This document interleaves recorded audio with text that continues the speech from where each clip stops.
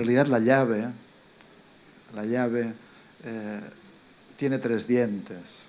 Y esto es un aspecto importante del libro, de que la llave tenga 3 dientes. Y ahí explico que los 3 dientes consisten en los 3 grandes recursos que se necesita para encarar los asuntos relevantes de la vida, y en los 3 grandes errores también que conviene evitar para no estropearse mucho uno a sí mismo.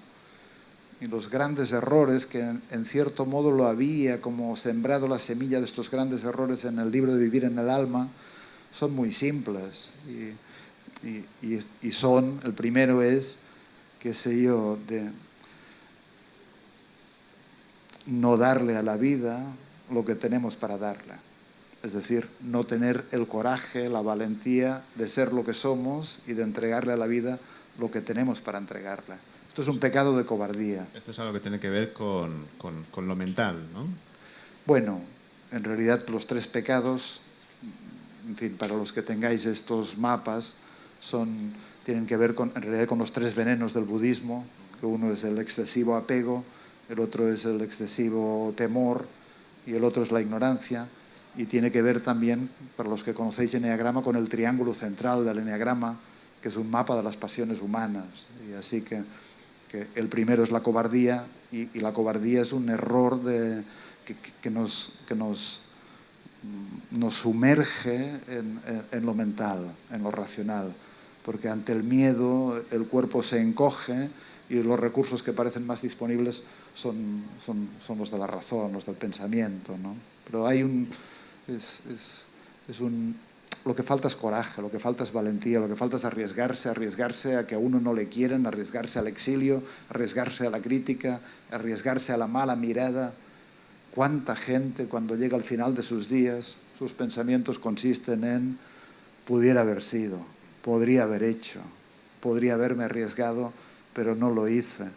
Entonces, yo siempre he pensado que es mucho mejor, siempre he pensado que es mucho mejor ser criticado que no criticar. Porque si uno es criticado significa que ha movido la pieza, que ha hecho algo, que se arriesgó, que mostró algo, que hizo algo. Si uno simplemente critica, tal vez es que le sobra energía porque no está haciendo lo que corresponde. Así que en la vida concierne darle a la vida lo que tenemos para darle. Y lo que tenemos para darle no lo elegimos, muchas veces nos viene dado. Uno no elige tener, qué sé yo, predisposición para la música o para la artesanía o para la carpintería. Uno no elige tampoco, qué sé yo, el deseo de ser padre o de ser madre con mucha intensidad. Hay personas que por circunstancias históricas, a veces por lealtades familiares, sienten con fuerza este llamado a la maternidad o a la paternidad, pero hay personas que no. Así que nos concierne a cada uno evitar este error de cobardía, desarrollar coraje, valentía para arriesgarnos y vivir como queremos vivir y hacer lo que queremos y entregar a la vida lo que tenemos y no otra cosa. Pero otro pecado, otro error, que es otro diente de la llave, es justamente lo que en el Eneagrama es la impostura, la falsedad, que consiste en tratar o darle a la vida lo que no tenemos. Es decir, nos identificamos con un personaje, este personaje no calza con nuestra esencia, no calza con nuestros movimientos profundos, no calza con lo que nos mueve realmente, pero creemos que con este personaje la vida nos irá mejor, seremos más queridos. Entonces nos impostamos. Es un pecado de camuflaje, de falsedad, de inautenticidad, de identificación con un personaje ideal con el que, insisto, creemos que nos irá mejor. Pero ahí lo que hace falta es un poco más. Este es un pecado emocional en realidad, viene de la falta de amor a uno mismo. Y con el pretexto de esta falta de amor profunda a uno mismo, uno cree que será más querido si presenta un camuflaje, si presenta un traje bonito o un traje adecuado, tal como cree que el mundo espera. Pero lo que yo digo es que si uno se la pasa demasiado tiempo engañándose incluso a sí mismo, siendo un farsante para sí mismo, esto se paga un precio, y se paga un precio alto incluso en el cuerpo, en forma de enfermedad. No podemos traicionarnos tanto a nosotros mismos impunemente. Y a veces sobreviene una crisis, y es una crisis afortunada porque una enfermedad, una contrariedad, una separación viene a zarandear el statu quo que teníamos, que en realidad no correspondía a nuestras verdades más profundas, y trata como si fuera una bendición, como si fuera un auxilio que trata de reorientarnos en la buena dirección, podríamos llamarlo así. Y el tercer error o el tercer pecado, yo lo llamo pecados porque pecado es un término más fuerte, pero en realidad el término pecar está extrapolado de la balística, del arte del tiro al arco, y significa no dar en el centro de la diana existencial que de algún modo tenemos asignado.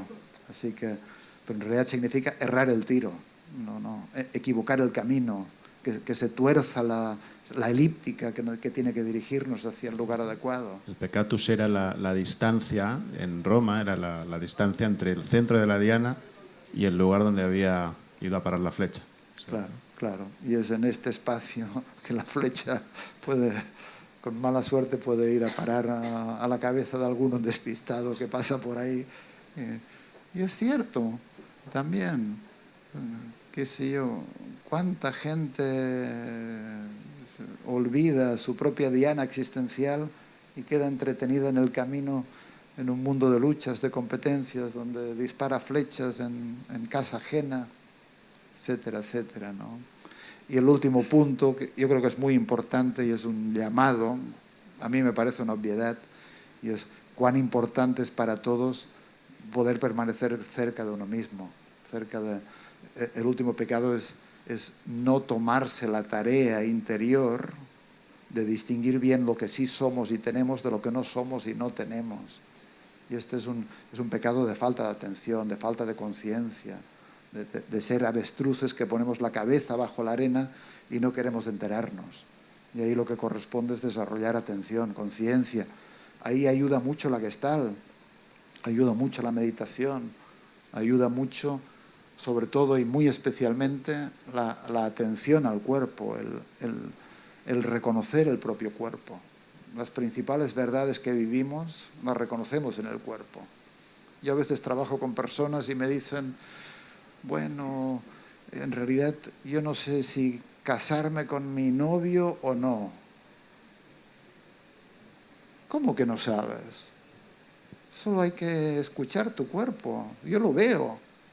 Cuando está hablando, acompaña las palabras con su propia resonancia corporal. Se ve de inmediato.